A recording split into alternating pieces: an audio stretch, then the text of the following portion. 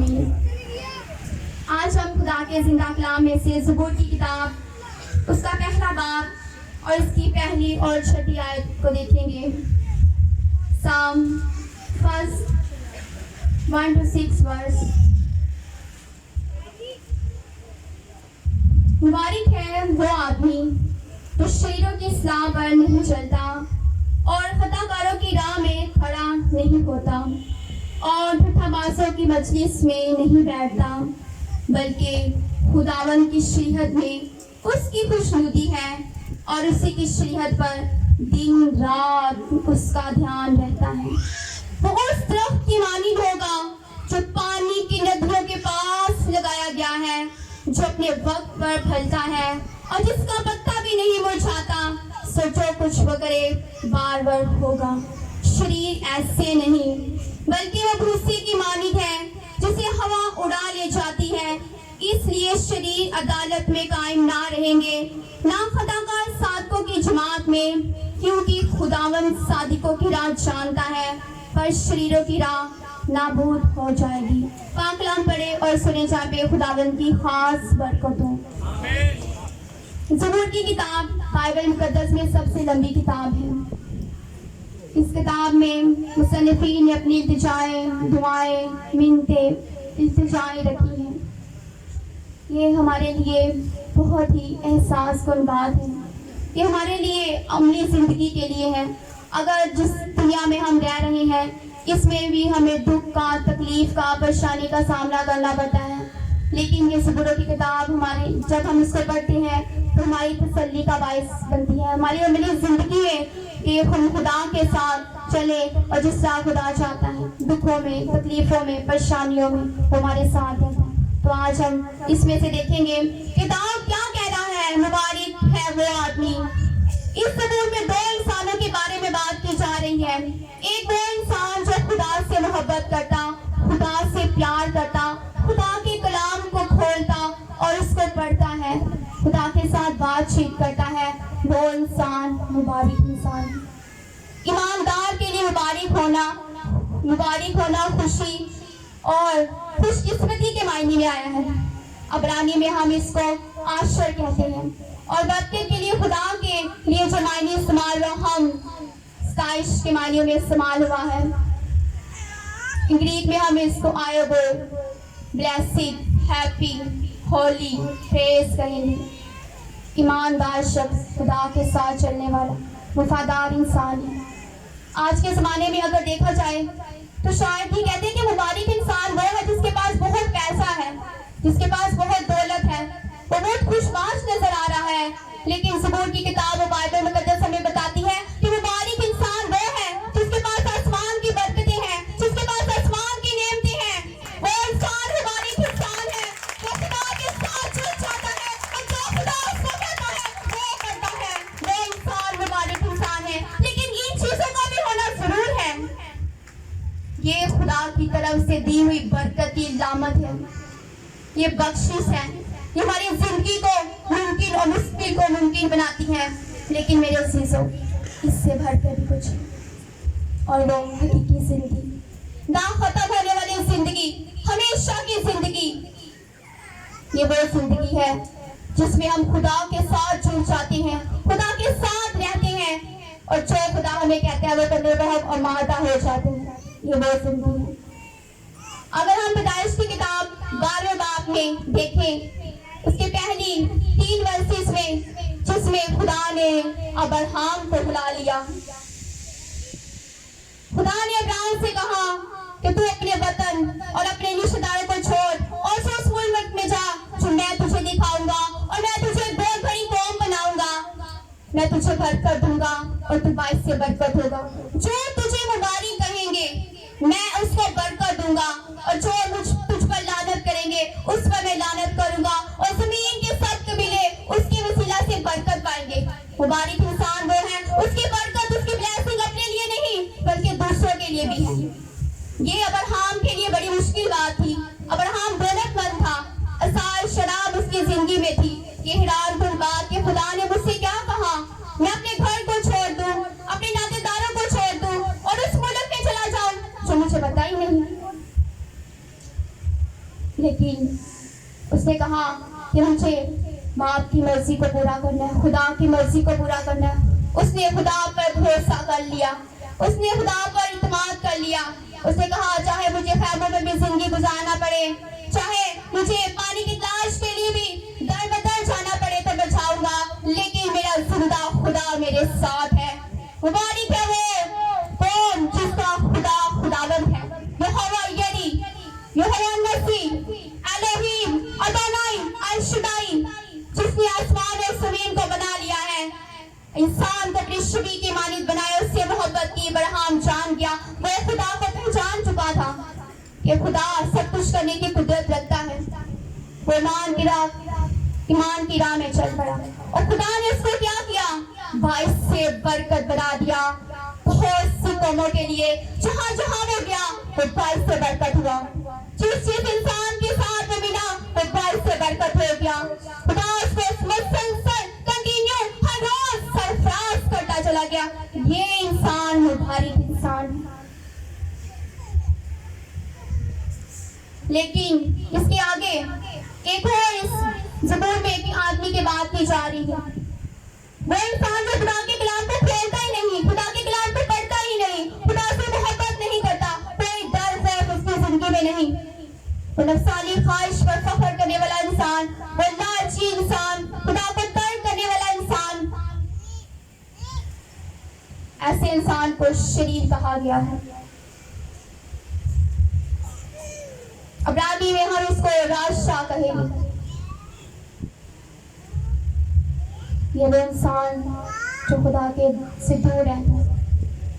इसलिए दाऊद कहता है कि मुबारक है वो आदमी जो शरीरों की सलाह पर नहीं चलता, फटाकारों की राह में खड़ा नहीं बैठता, बासों के मजलिस में नहीं बैठता। ये लोग खुदा से दूर लोग हैं, शरीर फटाकार फटाबाज लोग। इंसान पहला बाब उसके 22वें आदमी कहता है फटाबाज कब तक फटाबाजी से खुश होते रहेंगे, कब तक अपने आप को धोखा देते रहेंगे। लेकिन मुबारक इंसान है जो इनकी सोहबत में नहीं बैठता, इनके रास्तों में नहीं चलता, इनके साथ नहीं बैठता। दाऊद ने अपनी गवाही दी कि मैं बेहुदा लोगों के साथ नहीं बैठता, मेरे याकाओं के साथ नहीं जाऊंगा, मुझे बदकिरदारों से नफरत है, मैं शरीरों के दरमियान में ना बैठूंगा। क्योंकि दाऊद जानता था, क्योंकि दाऊद भी खुदा के साथ रहने वाला इंसान, जिसके लिए खुदा आसमानों को छोड़कर जमीन पर आ जाता। खुदा कहता है कि ये मेरा बंदा मेरे दिल के मुताबिक मुझे मिल गया है। दाऊद जानता था कि खुदा कैसे लोगों को पसंद करता है, जो उसकी रफाकत में रहते, उससे बातचीत करते। मुबारक है वो जो उसका डर और खौफ अपने दिलों में रखते।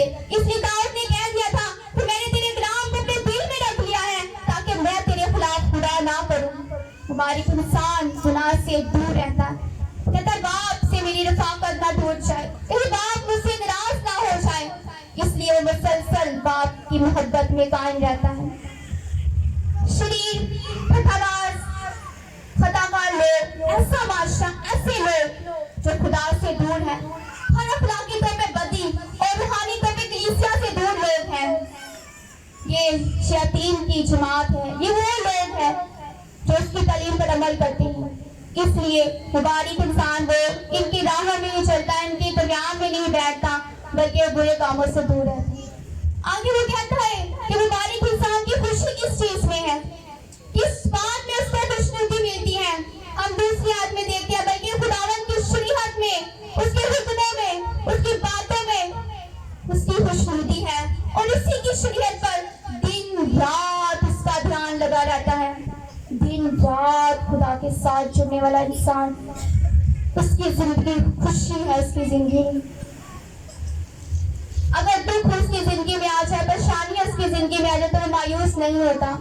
वो कहता है कि बाप मेरे साथ, खुदा मेरे साथ है। हम ज़बूरों की किताब में मुसन्निफ़ीन को पढ़ते हैं तो हमें खुश नजर आते हैं। उसकी वजह क्या है? वो दुआ करते हैं, मुसलसल बाप के साथ जुड़े रहते हैं। वो कहते हैं कि दुश्मन ने हमें सताया, वो तो सताए जाते हैं दुख में, तकलीफ में भी, लेकिन वो क्या करते हैं? दौड़े हुए खुदा के पास चले जाते हैं। वो कहते हैं कि खुदा मेरी प्रोटेक्शन करेगा, खुदा मेरी हिफाजत करेगा, खुदा मुझे बरकत देगा। वो उसके साथ मिलकर जिंदगी गुजारते चाहते और खुदा उनकी प्रोटेक्शन की। वो तो पहले ही अपने बेटे बेटियों से प्यार करता, वो पहले ही रास्तबाज लोगों से प्यार करता। जब यशवा की किताब में हम देखते हैं पहले बाप में, तो खुदा मूसा के साथ चलता रहा। जब मूसा मर गया तो उसने क्या किया? यशवा के साथ हम कलाम हो गया। यशवा को कहता है, यशवा मजबूत हो जा, हौसला रख, बेदिल ना हो, मैं तेरे साथ हूं। तुझे मजबूत होना है, तुझे हौसला रखना है। और दूसरी बात खुदा ने से कही कि शीहत की किताब 8वीं आयत में तेरे मुंह से ना हटे, तुझे दिन और रात उसका ध्यान हो, तब भी तुझे इकबाल मंदी की राह नसीब होगी और तू खूब कामयाब होगा। क्या मैंने तुझे ये नहीं कहा कि मजबूत हो जा, हौसला रख, बेदिल ना हो? इसी तरह आज खुदा हमसे भी कलाम करता है। अगर हम दुख में, तकलीफ में है, परेशानी में है, तो हमें बेदिल नहीं होना। खुदा हमारे साथ है। उसके कलाम को खोलिए, उसे पढ़िए, उसके कवानीन को जानिए, उसके हुक्मों को जानिए, उस पर अमल कीजिए। वो आपको दुखों में, तकलीफों में, परेशानियों में निकाल देगा। अगर हम पूरा कलाम पढ़े तो यहाँ पे कहीं नहीं लिखा कि जिंदगी आसान जिंदगी है, ये जिंदगी मुश्किल जिंदगी है, लेकिन जब हम बाप के साथ रहेंगे, उसके साथ रहेंगे, तो वह हमें तकलीफों में से निकाल लेगा, वो हमें मुश्किलात में से निकाल लेगा। इसलिए हमें खुदावन की शरीयत पर दिन रात ध्यान रखना है। मुबारक है वो आदमी, वो इंसान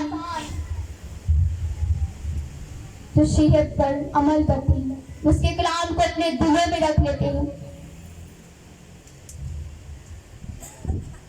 और उसका अजर क्या होगा, उसकी एक खूबसूरत एग्जाम्पल आगे दे दी गई हमारे सामने 30वें वर्ष में कि वो तोप की मानिंद होगा जो पानी की नदियों के पास लगाया गया है, जो अपने वक्त पर फलता है और जिसका पत्ता भी नहीं मुरझाता। सो जो कुछ वो करे बार बार होगा। दरख्त जब दरख्त पानी के पास लगाया जाता है तो उसके अंदर वो तमाम खूबियां पाई जाती हैं। वो सरसब्ज होता है, उसकी डालियां मजबूत होती हैं, वो फलदार नजर आता है, वो सरसब्ज नजर आता है।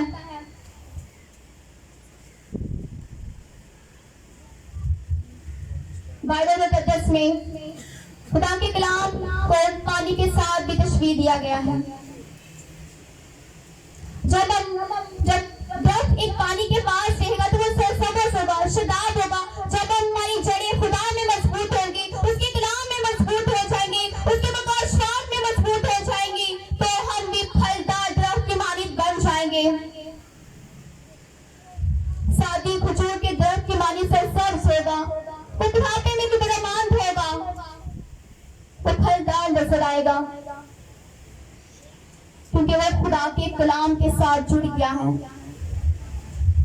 खुदा के कलाम को वो पढ़ता है, खुदा के कलाम को वो सुनता है, वो उस पर अमल करता है और वो खुद कामयाब होगा, फलदार होगा। वो अपने वक्त पर जो भी करेगा, जो भी वो अपने वक्त पर करेगा, वो फलदार होगा, उसका रिजल्ट मिलेगा। पानी को बाइबल मुकद्दस में रूह कुद्स के साथ भी तशबीह दिया गया है।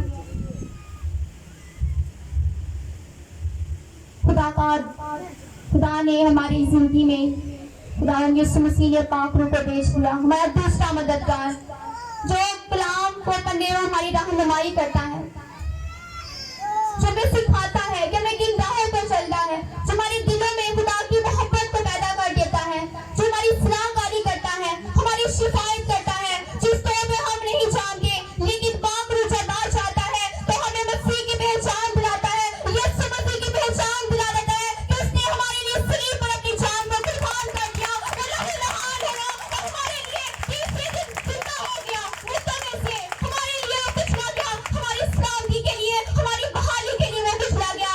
ये खुदा का पाक रूह है। जब हम पानी के साथ जिंदगी गुजारेंगे, वो पानी जो हमेशा की जिंदगी यीशु मसीह ने कहा, तो हम फलदार होंगे और जिसका पत्ता भी नहीं बुझाता। मासी की गर्दिश हमें जितना भी मुतासिर करने की कोशिश करे, हमें जितना भी गिराने की कोशिश करे, लेकिन हम मुसलसल रूह में, पाक रूह में फटते चले जाएंगे, जोरावर होते जाएंगे, गाली बातें जाएंगे, सदा बातें चले जाएंगे और जब हम उसमें कायम रहेंगे। सो आगे कितनी खूबसूरत बात कही कि जो कुछ वो करे बार-बार होगा। बार-बार का मतलब कि जो कुछ भी वो करे कामयाब होगा, सक्सेसफुल होगा। चाहे वो जिस काम में भी हाथ बढ़ाए, जिस काम में भी वो करने की ख्वाहिश करे, खुदा उसको सरफराज करेगा, उसको कभी शर्मिंदा नहीं होने देगा। उसने कहा खुदा ने कि मेरे लोगों का सर होता है, ना कि मेरे लोगों की दूध होती है। वो अपने लोगों को सरफराज करता है। अगर हम इसहाक, याकूब, ये पानी की नदियों के पास रहने वाले, ये खुदा के साथ जुड़कर रहने वाले, खुदा इनका चश्मा और ये खुदा के ऊपर लगे हुए ये फलदार साबित हो। ये सभी बहुत बड़ा दान उसको बहुत बड़ा मन कर दिया क्योंकि वो खुदा के साथ जुड़ गया।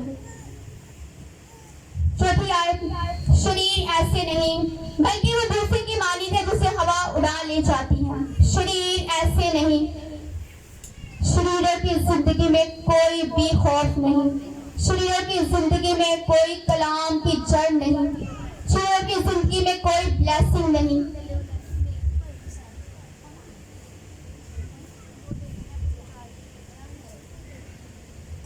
शरीर खुदा से अलग लोग हैं। वो कहते हैं कोई खुदा नहीं, खुदा हमें भूल गया, बल्कि खुद खुदा को भूले हुए वो अपने आप को धोखा देते हैं। उनकी जुबान शरारत और बदी से भरी है, बुरे मंसूबे हैं उनके, गुनाह उनकी जिंदगी में है, इसलिए वो कायम ना रहने वाले लोग हैं, इसलिए वो दूसरे की मानी है जिसे हवा उड़ा ले जाती है। ये लोग गुनाह में, तकलीफ में, बीमारी में, परेशानी में, ये कहते हैं हमें किसी चीज का कोई डर नहीं है, लेकिन जब इनको मुसीबत आएगी, जब खुदा इनकी जिंदगी में आएगा अदालत के लिए, तो ये भूसे की तरह फना हो जाने वाले लोग हैं। गुनहगार जमीन पर से दफन हो जाएंगे, फना हो जाएंगे, शरीर बाकी ना रहेंगे। इसलिए 5वीं आयत में हम देखते हैं, इसलिए शरीर अदालत में कायम ना रहेंगे, ना खताकार सादिकों की जमात में। शरीर यहूदा इस्करियोती को देख लीजिए, जिसने खुदावंद यीशु मसीह को पकड़ा दिया, वो सादिकों की जमात में कायम ना रह सका, वो हलाक हो गया, बर्बाद हो गया, फना हो गया। लूत की बीवी को देख लीजिए, जिसने खुदा के हुक्म को ना माना और क्या हो गई, फना हो गई, खत्म हो गई। शरीर का अंजाम मौत है, शरीर का अंजाम भरसत की आग है, जहन्नम की आग है, वो आग जहाँ रोना दांतों का पीसना, ना खत्म होने वाली आग। लेकिन खुदा सादिकों को पहचानता है। शरीर उन जमात में शामिल ना हो गए, क्योंकि खुदावंद सादिकों की राह जानता है, पर शरीरों की राह नाबूद हो जाए। खुदा सादिकों को अपनी निगाह में रखता है, उसके कान उसकी फरियाद पे लगे रहते हैं। वो मुसीबत में, दुख में, तकलीफ में, परेशानी में भी हो तो खुदा अपने हाथ को बढ़ा देता है, क्योंकि उसके कलाम में लिखा है कि उसके कान इतने भारी नहीं कि हमारी आवाज को ना सुन सके, और उसका हाथ इतना छोटा नहीं कि वो हमें बचा ना सके। वो हमें बचाने की कुदरत रखता है, हमें छुड़ाने की कुदरत रखता है, हमें बहाल करने की कुदरत रखता है, क्योंकि वो खालिक और मालिक है इंसान का। उसने इंसान को बनाया अपनी छवि की मालिक।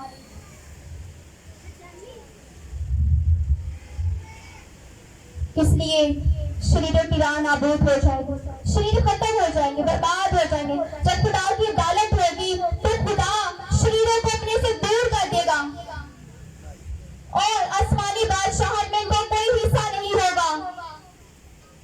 लेकिन जो लोग जमीन पर मुबारक लोग होंगे, उनको आसमान की बादशाहत में जगह दी जाएगी, उनको वहां पे वो मकाम मिलेगा, वो फतह मिलेगी जिसके लिए उन्होंने अपने आप को कुर्बान किया। सादिक लोग, रास्तबाज लोग हैं, ये यीशु मसीह के बेटे बेटियां हैं, क्योंकि यीशु मसीह ने इन्हों के लिए अपने आप को आसमान पर से जमीन पर भेज दिया। वो हमारे लिए जमीन पर आया। जब आदम के साथ खुदा रफाकत रखता, आदम के साथ बातचीत करता, तो गुनाह की वजह से इंसान खुदा से जुदा हो गया। लेकिन उसका बेटा यीशु मसीह उस जुदाई को सोने के लिए जमीन बनाया, मेरे लिए आपके लिए उसने सलीबी मौत को बर्दाश्त किया, लेकिन उसको दान किया, बुरा भला कहा। किसके लिए? हमारे लिए। उसने कोई गुनाह नहीं किया था, लेकिन हमारी बहाली के लिए, हमारी हमेशा की जिंदगी के लिए वो कुर्बान हो गया, ताकि हमेशा की जिंदगी का ताज पाए। उसने कहा जान तेरे तक वफादार है तो मैं तुझे जिंदगी का ताज दूंगा, क्योंकि मैं हर रोज बाप के पास जाता हूँ ताकि तुम्हारे लिए घरों को तैयार करूं। वो हमें नहीं छोड़ना चाहता, वो हमसे मोहब्बत करता है। ये दोस्त क्या उसने हमारे लिए नहीं बनाई, ये दोस्त क्या पत्नी इसके लिए बनाई थी, हमने उसके मौका इसके लिए बनाई थी, लेकिन आज हम शरीफ लोग जो खुदा की हजूरी से दूर, खुदा से अलग है, वो कहता मेरे बेटे मेरी बेटियों मेरे पास आओ। आज आसमान का दरवाजा आपके लिए खुल चुका है, आज आसमान की राहें आपके लिए खुल चुकी है, लेकिन जो बोलेगा तो कहेगा ऐ मेरे बेटों मेरे पास से दूर हो जाओ, तुम मेरे बेटे नहीं बल्कि तुम शैतान की जमात से। जब मैंने कहा मेरे पास आओ, मैं तुम्हें ढूंढ रहा था तो तुम लोगों ने क्या किया? मुझे छोड़ दिया। तुम मेरी राहों से जुदा हो गए, तुम लोगों ने मुझे पहचाना ना पसंद किया। आज मैंने तुम लोगों को मलाइका खुदा के हवाले कर दिया है, जाओ मेरी जमात से निकल जाओ। ये दुख बहुत बड़ा दुख होगा, ये नाकामी बहुत बड़ी नाकामी होगी अगर आज आप लोगों ने तौबा नहीं की, अगर आज आप लोग यीशु को नहीं जानते, उसके बेटे को नहीं जानते, तो मेरी प्यारी बहनों, मेरे भाइयों, यीशु मसीह को जान लीजिए, क्योंकि खुदा ने कहा कि मैंने दुनिया से ऐसी मोहब्बत की कि अपना इकलौता बेटा तुम्हारे लिए बख्श दिया, ताकि जो कोई उस पर ईमान लाए हमेशा की जिंदगी पाए। वो आपके लिए आके हमेशा की जिंदगी के लिए वो आज भी आप लोगों के लिए रोता है सलीब पर, उसने आप लोगों के लिए गुनाहों के लिए सलीब पर जान दे दी। वो कुछ ना किया, वो मारा गया ठीक के लिए, हमारे लिए। इसलिए तौबा कीजिए, आज उसके कलाम को अपनी जिंदगी में रख लीजिए। वो आपसे मोहब्बत करता, आपसे प्यार करता है। खुदा पूछिए कितने लोग हैं जो आज अपनी जिंदगी में खुदा को देना चाहते हैं, अपने हाथों को आसमान की बुलंद कर दीजिए। वो आपके दरमियान में मौजूद हुआ है, उसको आपकी जरूरत है। वो नहीं चाहता कि आप दोज़ख की आग में जाएं, वो नहीं चाहता। उसने आपको अपनी छवि की मालिक बनाया है, वो आपसे मोहब्बत करता है, वो आपसे प्यार करता है। आज भी उसके दरवाजे आपके लिए खुले हैं, वो आपका इंतजार कर रहा है। हाँ, अपनी आंखों को बंद कर लीजिए, तौबा कीजिए, तौबा कीजिए उसकी हुजूरी में, उसकी जिंदगी को, अपनी जिंदगी को उसको भेज दिए, क्योंकि आसमान की बादशाही में वही जिंदगी दाखिल होंगी जो तौबा करेंगी, जो मसीह पर ईमान लेकर आएंगी, जो हमेशा की जिंदगी को नसीब करेंगी। होना भारा सिक्कारा शीरी, अगर आप अपने कदमों में खड़ा होना चाहती है तो आप कदमों में खड़े हो जाइए, अगर घुटनों के बल होना चाहती है तो उसकी हुजूरी में घुटनों के बल हो जाए, अगर बैठ के दुआ करना चाहते हैं वो सिर्फ आज आपके दिलों को देखेगा, वो आपके दिलों को देखेगा, वो आपके दिलों को देखेगा, क्योंकि दिलों को बुलाने वाला सिर्फ खुदा है, सिर्फ खुदा की मोहब्बत है। अपने आप को उसको दे दीजिए, दुआ कीजिए नस्लों के खुदा की आगे, तौबा कीजिए अपने गुनाहों से। अगर आज दिन तक आप लोगों ने खुदा से अलग रह के जिंदगी को गुजारा है, उसके हुक्मों को अमल नहीं किया है, उसकी बातों में नहीं जिंदगी गुजारी, और सुर्खी में, परेशानी में अपने आप को अलग रख लिया है, तो उसके साथ छूट जाइए। उसकी बातों को सिखाने के कुछ नहीं कर सकते, तो मुझ में कायम हो जाओ, मेरी बातें तुम में कायम हो जाए, जो काज तुम चाहो तुम्हारे लिए हो जाएगा।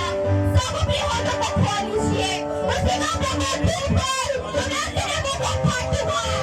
उससे बोल, तुम्हें तौबा को तेरे विरासत के लिए और जमीन के तारे से तेरे मलकियत की बख्शूंगा।